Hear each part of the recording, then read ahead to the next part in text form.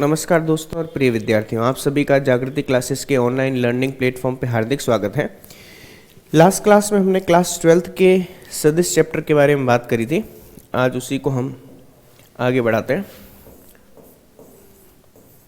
Class 12th chapter जो था हमारा वो था वेक्टर, मतलब सदिश।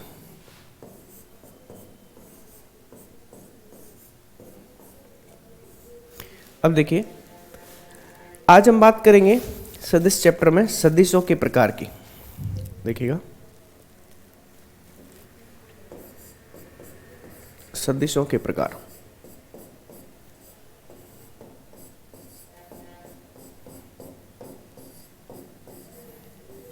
Types of vector. सबसे पहला आता है इसमें एकांक सदिश।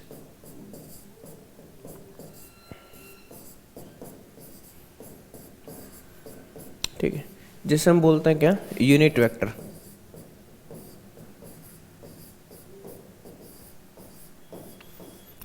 अब एकांक सदिश क्या होता है, देखिएगा, वह सदिश जिसका परिमाण एक इकाई हो।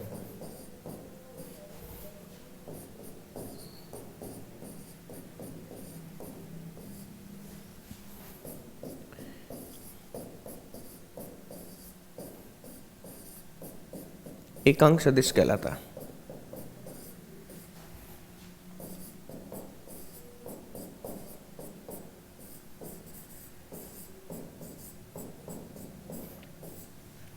ठीक है, ऐसा सदिश जिसका परिमाण एक इकाई होता है वह कहलाता है एकांक सदिश।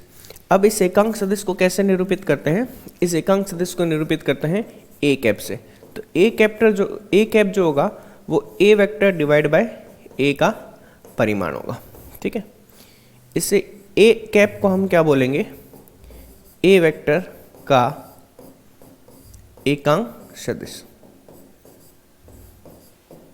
अर्थात किसी सदिश का अगर एकांक सदिश निकालना है तो उस सदिश में उसके परिमाण का क्या कर देना चाहिए, भाग दे देना चाहिए। जैसे एग्जाम्पल के तौर पर अगर मैं बात करूं, ए वेक्टर हमारे पास है आई कैप प्लस जे कैप प्लस के कैप। ठीक है, अब हमें क्या करना है, ए कैप का मान ज्ञात करना है। ठीक है, तो ए कैप क्या आएगा, ए कैप जो होगा वो ए वेक्टर डिवाइड बाय ए का परिमाण हो जाएगा। ठीक है, अब ए वेक्टर तो हमें दे ही रखा है, आई कैप, जे कैप और के कैप। अब ए का परिमाण कैसे ज्ञात करते हैं, मैंने आपको बताया था, अंडर रूट में आई कैप का गुणज एक है तो एक का स्क्वायर, फिर जे कैप का भी एक है, एक का स्क्वायर, के कैप का भी एक है तो एक का स्क्वायर। तो अपने पास कितना आ जाएगा, ये √3 के बराबर। तो इसका मान आएगा अंडर रूट में 3 के बराबर। एक का स्क्वायर, एक का स्क्वायर, एक का स्क्वायर, तीनों को जोड़ेंगे तो 3 मिलेगा। तो यहाँ से हमारे पास आंसर आ जाएगा आई कैप बट्टा √3 प्लस जे कैप बट्टा √3 प्लस के कैप बट्टा √3 के बराबर। ठीक है जी, ये हमारे पास क्या आ गए, एकांक सदिश आ गए। अब सुनिएगा, एकांक सदिश के बारे में कुछ महत्वपूर्ण जानकारियाँ भी हम यहाँ पर लिख देते हैं। ठीक है, एकांक सदिश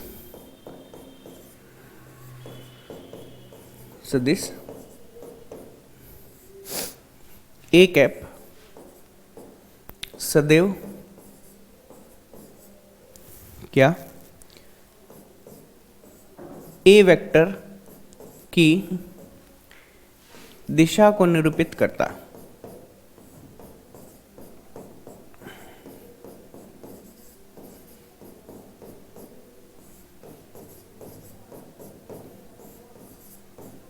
अर्थात यदि किसी वेक्टर की आपको दिशा चाहिए तो सदैव उस हेतु हम ए कैप का मान ज्ञात कर देंगे। ठीक है, और दूसरी चीज क्या है, ये तो पहली चीज मैंने बताई। दूसरी चीज क्या है, एक्स अक्ष के अनुदिश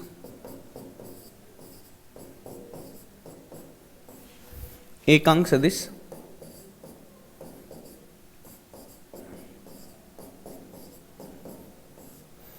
आई कैप होता है, वैसे ही वाई अक्ष के अनुदिश एकांक सदिश जे कैप होगा और जेड अक्ष के अनुदिश एकांक सदिश जो होगा वो क्या होगा, के कैप होगा।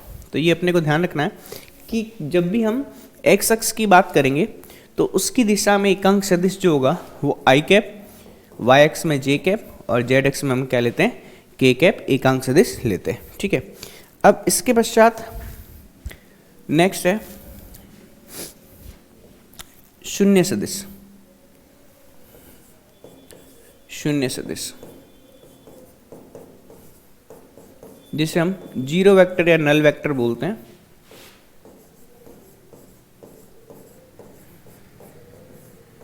ठीक है, अब नाम से ही पता चल रहा है, ऐसा सदिश जिसका परिमाण जीरो हो क्या कहलाता है, शून्य सदिश कहलाता है। वह सदिश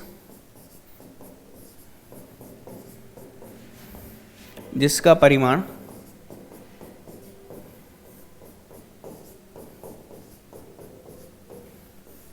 शून्य हो, शून्य सदिश कहलाता है।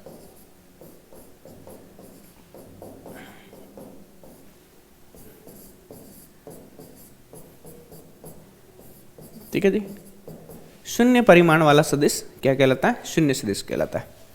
इसे जीरो और ऊपर वेक्टर से निरूपित करते हैं।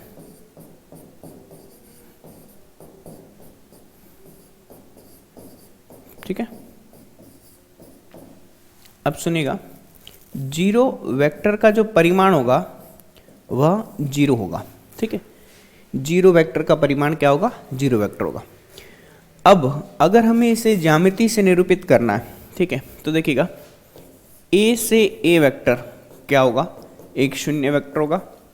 बी से बी वेक्टर भी क्या होगा, शून्य वेक्टर होगा।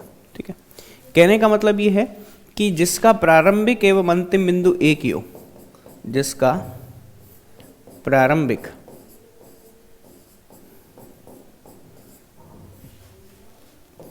एवं अंतिम बिंदु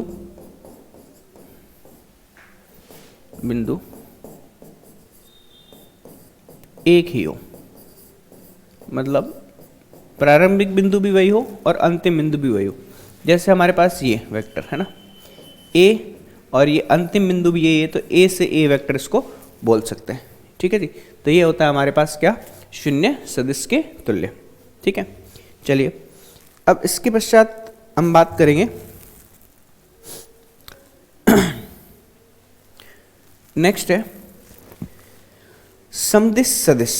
समदिश सदिश का मतलब होता है जिन सदिशों की दिशाएं समान हो, समदिश सदिश। ठीक है, समदिश सदिश को बोलते हैं क्या, लाइक वेक्टर।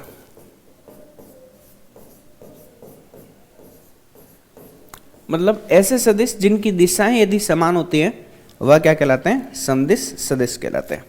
जिन सदिशों की दिशाएं समान हो, जिन सदिशों की दिशाएं समान हो।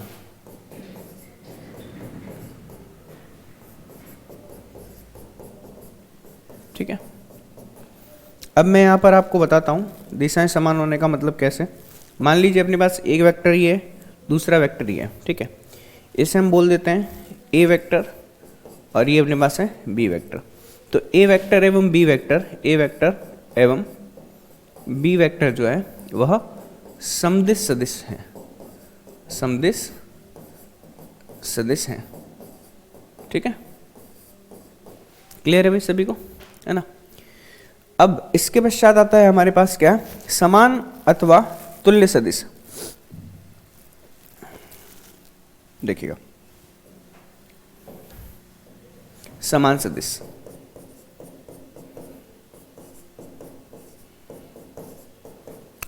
समान सदिश का मतलब होता है इक्वल वेक्टर। ठीक है, अब देखिए इक्वल वेक्टर क्या होता है, ऐसे दो सदिश जिनका परिमाण भी समान हो और दिशा भी समान हो क्या कहलाते हैं? समान सदिश कहलाते हैं। ठीक है, तो समान सदिश के लिए हमारे पास दो कंडीशन होती हैं। ठीक है, एक तो क्या, परिमाण समान होना चाहिए। ठीक है, और साथ ही साथ क्या, दिशाएं भी समान होनी चाहिए, दिशा भी समान होनी आवश्यक है। ठीक है, एक तो परिमाण समान, दूसरा दिशा समान। ठीक है, इसका मतलब ए वेक्टर अगर a1 i कैप प्लस का a2 j कैप प्लस का a3 k कैप है ना, और B vector b1 i cap plus का b2 j cap plus b3 k cap है, और हमें बोला जाता है कि a वेक्टर बराबर b वेक्टर है, मतलब दोनों वेक्टर क्या है? समान है। तो हमारे पास कंडीशन क्या आएगी? a1 का मान b1 के बराबर होगा, a2 का मान b2 के बराबर होगा, और a3 का मान b3 के बराबर होगा। बात समझ में आ रही है? तो ऐसे सवाल एक एक नंबर में पूछे जा सकते हैं, जिसमें a1 a2 a3 में से कोई राशि गायब कर दी जाए और b1 b2 b3 में से भी कोई राशि गायब कर दी जाए, मतलब आमने सामने वाली राशियों को इनको बराबर करके अज्ञात राशि का मान ज्ञात किया जा सकता है। ठीक है, अब इस पे एक एग्जाम्पल देख लेते हैं ताकि आपको ये चीज़ और क्लियर हो जाए। एग्जाम्पल क्या है? मान लीजिए हमारे पास ए वेक्टर जो है वह आई कैप प्लस का एक्स जे कैप है, और बी वेक्टर है वाई आई कैप प्लस का 3 जे कैप है। हमें बोला जाता है कि ए वेक्टर बराबर है बी वेक्टर के। ठीक है, तो x एवं y के मान जो है वो हमें ज्ञात करना है। ठीक है, अब देखिएगा इसमें दो वेक्टर आपस में बराबर है ना, तो यहाँ पर बोला गया है कि a वेक्टर जो है वो बराबर है b वेक्टर के, मतलब i कैप प्लस का x j कैप बराबर है y i कैप प्लस का 3 j कैप के, है ना।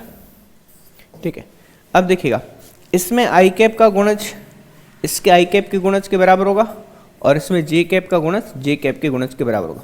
तो आप देख सकते हैं y बराबर 1 आ रहा है और x का मान किसके बराबर आ रहा है? 3 के बराबर आ रहा है। तो इस तरीके से हम अज्ञात राशि का मान ज्ञात कर सकते हैं दिए गए कंडीशन के हिसाब से। ठीक है जी, चलिए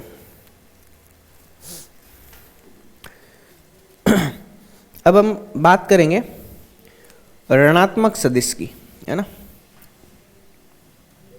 नेक्स्ट है ऋणात्मक सदिश।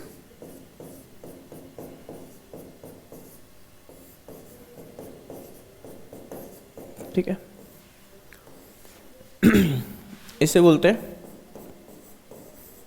नेगेटिव ऑफ वेक्टर या फिर नेगेटिव वेक्टर। अब देखिएगा यदि हमारे पास एक सदिश ए वेक्टर ना, ए वेक्टर सदिश का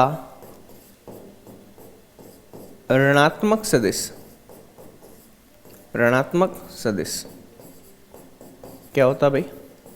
माइनस ए वेक्टर होगा। ठीक है, इसका मतलब क्या?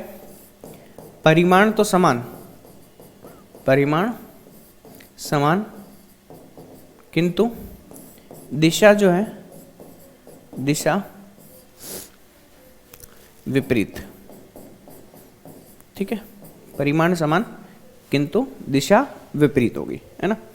अब देखिए इसका मतलब अगर ए वेक्टर हमारे पास ये है तो उसका नेगेटिव कुछ ऐसा, देखो परिमाण समान है किंतु दिशा जो है वो अलग है, तो ये अगर ए वेक्टर है तो ये ए वेक्टर माइनस होगा।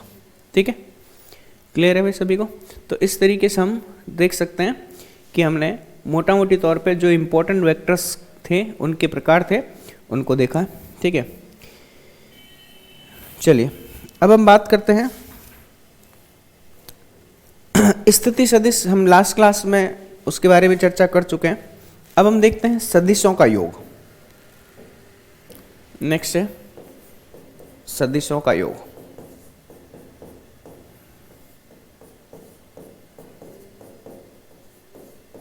ठीक है, सदिशों का योग जो है वो दो तरीके से होता है। पहला त्रिभुज का नियम, त्रिभुज का नियम, ठीक है। और दूसरा होता है समांतर चतुर्भुज का नियम, ठीक है, समांतर चतुर्भुज नियम, है ना। सबसे पहले हम क्या पढ़ेंगे, त्रिभुज का नियम पढ़ेंगे, ठीक है।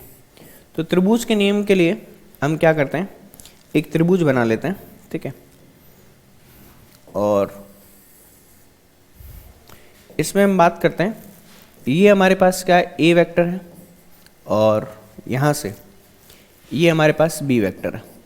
ए वेक्टर की डायरेक्शन ऐसे है, बी वेक्टर की डायरेक्शन ऐसे, ठीक है। और एक तीसरा वेक्टर हम ले लेते हैं सी वेक्टर, उसकी डायरेक्शन ये। तो आपको पता होगा सिंपली, ये हम फिजिक्स में भी पढ़ते हैं, ठीक है, क्लास 11th में आपने देखा होगा। ये ए पॉइंट ले लेते हैं, ये बी पॉइंट ले लेते हैं, ये सी पॉइंट ले लेते हैं, ठीक है। और इसे हम सी वेक्टर ले लेते हैं। तो देखिएगा हमारे पास क्या होगा, ए और बी दोनों ऐड होंगे। देखिएगा ए वेक्टर इस साइड में जा रहा है, बी वेक्टर इस साइड में जा रहा है। तो ये है आपके पास ए वेक्टर का हेड, ठीक है।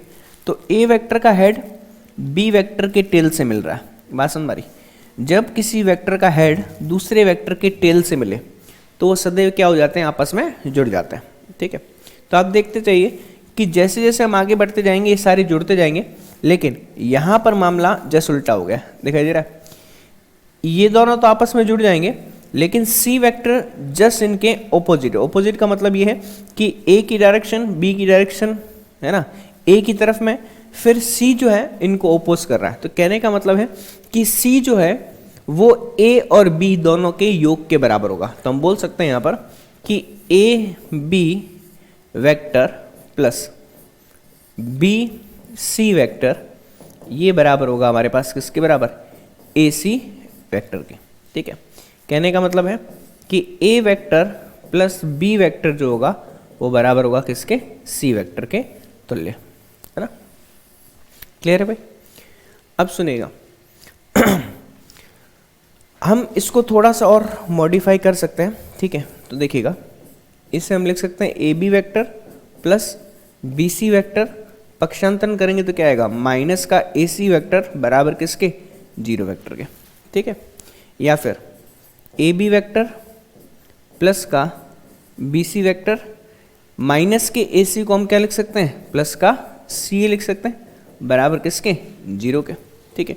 तो आप देख सकते हो कि ये ए बी वेक्टर, ये बी सी वेक्टर और ये सी ए वेक्टर, तीनों का योग कितना, जीरो। ये जीरो क्यों आया, क्योंकि जहाँ से हम चलना प्रारंभ किए थे वहीं पे आकर रुक गए, तो मतलब वो क्या हो गया, जीरो वेक्टर होगा, ठीक है। तो A B plus B C plus C A तीनों का योग किसके बराबर होगा, जीरो के बराबर हो जाएगा, ठीक है जी। तो मेरे हिसाब से आपको समझ में आ गया होगा। चलिए इसके पश्चात आता है समांतर चतुर्भुज का नियम, ठीक है। तो हम देख लेते हैं समांतर चतुर्भुज।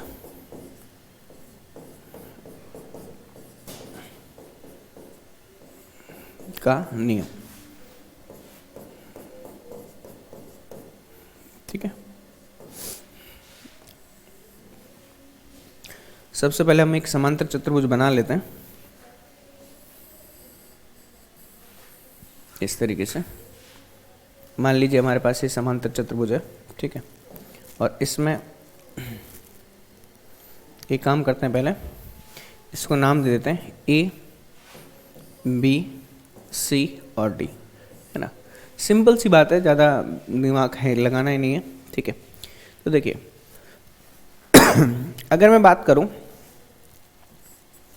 ये अपने पास ए वेक्टर है, ये अपने पास क्या है, बी वेक्टर, ठीक है।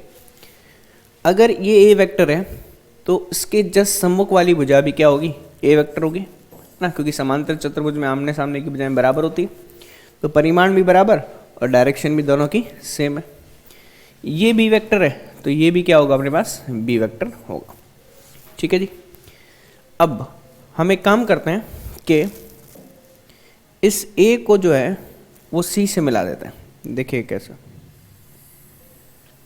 है ना। जैसे ही ए सी से मिल गया, आप देख सकते हो कि ये त्रिभुज है आपका, ठीक है, और वो वाला भी आपका ऊपर वाला त्रिभुज है। तो जब हम इसकी बात करेंगे तो आप देख सकते हो कि ये जो आएगा, ये आएगा हमारे पास ए वेक्टर प्लस बी वेक्टर आएगा। आएगा कि नहीं आएगा, चेक करो आप। ए बी और ये जस्ट ऑपोजिट क्या आएगा, ए वेक्टर प्लस बी वेक्टर, ठीक है। अब सुनिएगा, अब जब हम बात करेंगे इस वाले त्रिभुज, दूसरे त्रिभुज की, ये दूसरा त्रिभुज है, ये पहला त्रिभुज है, तो दूसरे त्रिभुज में देखिए बी वेक्टर प्लस ए वेक्टर, तो ये भी अपने को क्या मिल रहा है, ए प्लस बी मिल रहा है, ठीक है। तो हम बोल सकते हैं क्या, त्रिभुज ए बी सी में, ठीक है, त्रिभुज ए बी सी में क्या मिलेगा हमें, ए वेक्टर प्लस बी वेक्टर का मान, है ना, या फिर हम वैसे कर देते हैं A B vector plus B C vector बराबर किसके, ए सी वेक्टर के, ठीक है। तो इस वाले में हमें क्या मिल रहा है, और इसमें हम लिख सकते हैं क्या, ए वेक्टर प्लस बी वेक्टर, है ना, बराबर ये अपने पास सी वेक्टर है, ठीक है, इसे हम लिख सकते हैं ए सी वेक्टर। उसी तरीके से त्रिभुज कौन सा वाला, ए सी डी में, त्रिभुज ए सी डी में, है ना, ये हमारे पास क्या आएगा, ए सी डी में ये आएगा अपने पास ए डी प्लस का D C, A D vector plus का डी सी वेक्टर, ये बराबर किसके, ए सी वेक्टर के, है ना। अब देखिए ए डी कितना है अपने पास, बी वेक्टर है, प्लस ये कितना है अपने पास, ए वेक्टर है, बराबर किसके, ए सी वेक्टर के। तो आप देख सकते हो यहाँ से भी ए सी वेक्टर मिल रहा है, यहाँ से भी ए सी वेक्टर मिल रहा है, यहाँ से ए प्लस बी मिल रहा है, यहाँ से बी प्लस ए मिल रहा है। तो इससे हम कंक्लूजन क्या निकाल सकते हैं कि दो सदिशों का योग जो होता है वह क्रम विनिमयता का पालन करता है, मतलब ए में बी जोड़ो चाहे बी में ए जोड़ो, एक ही बात है, ठीक है जी। तो ये अपने पास क्या है, समांतर चतुर्भुज से बहुत ही इंपॉर्टेंट रिजल्ट देखने को मिलता है, ठीक है जी। अब नेक्स्ट देखते हैं कि दो से अधिक सदिशों का योग कैसे करेंगे, दो से अधिक,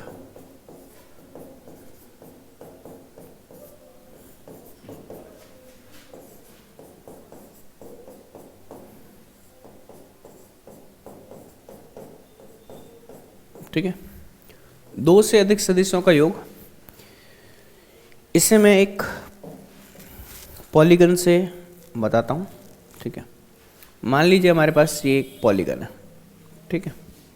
अब इसमें हम क्या कर देते हैं, इसका नामकरण कर देते हैं ए बी सी डी और ई, ठीक है जी। अब देखिएगा यहाँ से इसे हम दे देते हैं ए वेक्टर, ये अपने पास बी वेक्टर, इसे सी वेक्टर, ये डी वेक्टर और ये अपने पास ई वेक्टर, ठीक है। अब इनकी डायरेक्शन ये है ए बी सी डी और ई वेक्टर, है ना। अब हम क्या करते हैं, इनके बीच में, है ना, डायगोनल बनाते हैं। देखिए कैसे,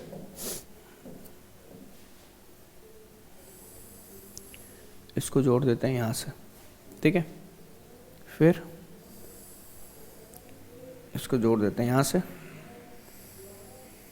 और इसको जोड़ देते हैं हम यहाँ से, इसको मैं ऐसे, ठीक है, इस बिंदु से जा रहे हैं। अब देखिएगा यहाँ से सबसे पहले हम अलग अलग त्रिभुज की बात करेंगे, ये त्रिभुज, ये त्रिभुज, ये त्रिभुज और लास्ट वाला जो है वो आपका त्रिभुज आ जाएगा, ठीक है। हालांकि इसको बनाने की आवश्यकता भी नहीं है ना, इसको हटा देते हैं हम। देखिएगा अब सबसे पहले एक काम करते हैं हम, यहाँ से इस पहले वाले त्रिभुज की बात करते हैं ना, फर्स्ट वाला, ये फर्स्ट, ये सेकंड और ये थर्ड, तीनों त्रिभुज से हमारा काम बन जाएगा। देखिए पहले त्रिभुज में आपको क्या दिखाई दे रहा है, फर्स्ट वाले त्रिभुज में प्रथम त्रिभुज है ना, अब चाहे तो नाम भी लिख सकते हैं। प्रथम त्रिभुज में आपको मिल रहा है क्या, A B vector plus B C vector, ठीक है। इसका मान किसके बराबर मिल रहा है, ए सी वेक्टर के बराबर मिल रहा है, ठीक है। कहने का मतलब है ये आपको क्या मिल रहा है, ए वेक्टर प्लस बी वेक्टर मिल रहा है, ठीक है। अब दूसरे वाले त्रिभुज में ध्यान से देखिए, ये इसमें जुड़ेगा और ये अपने को ये वाला मिलेगा, ठीक है। दिख रहा है आपको, ए सी प्लस सी डी, ये अपने को ए डी मिलेगा। तो ए सी प्लस सी डी जो है वो अपने को कितना मिलेगा, ए डी मिलेगा, ठीक है। कहने का मतलब है ए डी जो आएगा इन दोनों का योग, मतलब A vector plus B vector plus क्या, सी वेक्टर, ठीक है। फिर ये पहला त्रिभुज हो गया, दूसरा त्रिभुज। अब तीसरे त्रिभुज में देखिएगा, थर्ड ट्राइंगल में हमें ए डी प्लस डी, ए डी प्लस डी ई, ये किसके बराबर मिलेगा, ये मिलेगा ए ई के बराबर, ठीक है जी। इसका मतलब ये जो मिलेगा है ना, ये मिलेगा ए प्लस बी प्लस सी और डी। तो इसे मैं यहाँ पे लिख देता हूँ, A plus B plus C plus कितना, डी, है ना। ये अपने को मिल गया क्या, ए के बराबर, ठीक है। अब आप खुद देख सकते हो कि ए ई की अगर हम बात करें, ठीक है, तो ए ई की, ए ई जो है वो कुछ इस तरीके से है ना, ए ई की बात करें तो ये सभी का क्या मिलेगा, योग मिलेगा।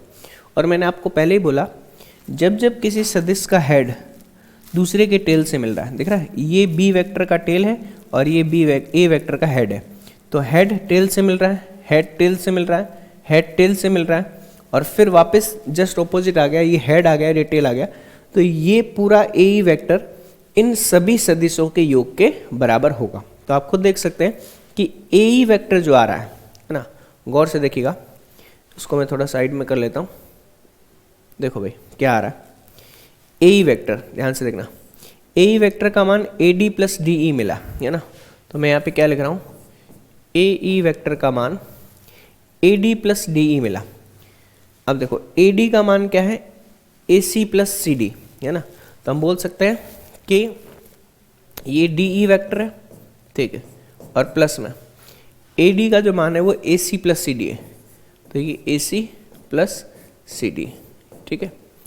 अब देखिएगा यहाँ पर ए सी का मान भी है, तो ए ई वेक्टर बराबर ये अपने पास डी ई प्लस ए सी का मान क्या है, A B plus B C, A B plus B C, है ना, और प्लस में तो अपने पास सी डी है ही, है ना। तो हम बोल सकते हैं कि ए ई वेक्टर जो आया है वो सभी का योग आया। देखो कैसे, A B vector plus B C vector plus C D vector और प्लस का डी ई वेक्टर। तो हम बोल सकते हैं कि जब जब पहले वेक्टर का हेड दूसरे के टेल से जुड़ता है तो वो सारे के सारे वेक्टर्स क्या होंगे, जुड़ते जाएंगे। या फिर बोल सकते हैं ई वेक्टर जो आएगा वो A vector plus B vector plus C vector plus D vector के योग के बराबर आ जाएगा, ठीक है। यही चीज़ क्या होती है, सदिशों का योग नियम होता है, ठीक है जी। तो मेरे हिसाब से आपको ये चीज़ समझ में आ गई होगी, है ना।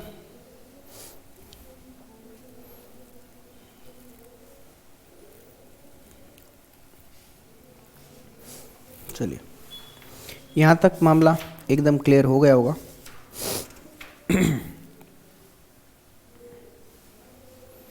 चलिए अब हम बात करेंगे क्या,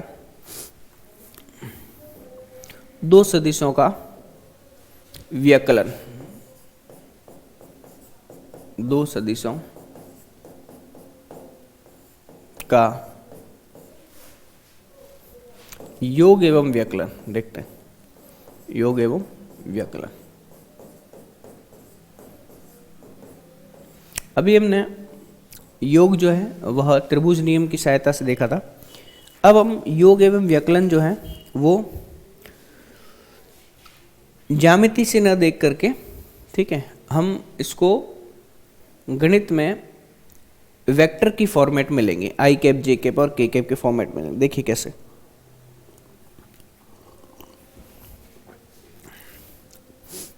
अगर हम बात करें कि हमारे पास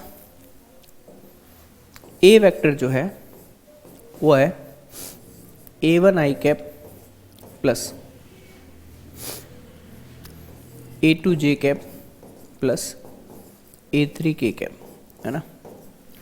और बी वेक्टर जो है वो है हमारे पास B1 I cap plus B2 J cap plus का B3 के कैप, ठीक है। अब हमें क्या करना है, सबसे पहले इनका योग करना है, ठीक है। तो योग करेंगे तो योगफल क्या आएगा, योगफल आएगा ए वेक्टर प्लस बी वेक्टर, है ना। ए वेक्टर प्लस बी वेक्टर मतलब A1 आई कैप प्लस का A2 जे कैप प्लस का A3 के कैप, है ना। और प्लस में B1 आई कैप प्लस का B2 जे कैप प्लस का B3 के कैप, है ना। ये अपने पास आ गया। अब हम क्या करेंगे, आई कैप वाला आई कैप में जुड़ेगा, जे कैप वाला जे कैप में, के कैप वाला के कैप में। तो अपने पास आएगा A1 plus B1 I cap plus A2 प्लस B2 J cap plus A3 plus B3 K cap, ठीक है जी। ये अपने को मिलेगा क्या, ए वेक्टर प्लस बी वेक्टर का मान। क्लियर है भाई सभी को। अब यदि अपने को उसको घटाना है, ठीक है, तो व्यकलन में देखेंगे, व्यकलन इसमें हमारे पास आएगा ए वेक्टर माइनस का बी वेक्टर। तो हमें क्या मिलेगा, A1 आई कैप प्लस का A2 जे कैप प्लस का A3 के कैप, है ना। इसमें से हम माइनस करेंगे क्या, B1 I cap plus B2 J cap plus का B3 के कैप, ठीक है। अब फिर से जुड़ा आई आई वाला है तो घटेगा भी आई और आई कैप वाला। तो हमें क्या मिलेगा, A1 माइनस का B1 आई कैप प्लस का A2 माइनस का B2 जे कैप प्लस का A3 माइनस का B3 के कैप, है ना। ये हमें मिल रहा है ए वेक्टर माइनस के बी वेक्टर का मान। क्लियर है भाई सभी को, है ना। तो इसमें मेरे हिसाब से कोई आपको दिक्कत नहीं होनी चाहिए।